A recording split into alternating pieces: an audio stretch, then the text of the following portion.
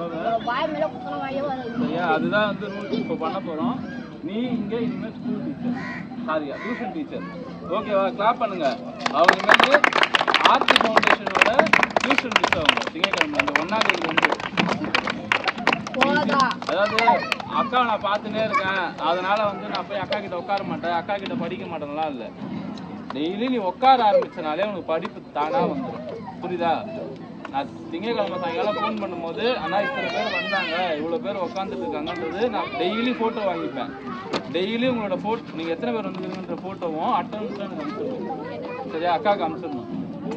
30 நாள் கண்டினியூ பண்ணுறவங்களுக்கு கொடுக்கலாம், வரலன்னா விட்டுக்கலாம். நீ வந்து எல்லாருக்கிட்டையும் இன்ஃபார்ம் பண்ண மாதிரி எனக்கு சொல்லிட்டு போயிருக்காங்க. ஸ்கூல் போய்ட்டு எல்லாரையும் உங்கள் ஃப்ரெண்ட்ஸுக்கிட்டே நீங்கள் தான் சொல்லி கூப்பிட்டு வரணும். சரியா? ஓகேவா? புரிஞ்சிச்சா? முக்கியமாக இந்த 8, 9, 10, 11, 12 இந்த 5 கிளாஸ் படிக்கிறவங்கள உட்கார வச்சு ப்ராக்டிஸ் பண்ணணும். சரியா? அதுக்கு உனக்கு சம்பளம்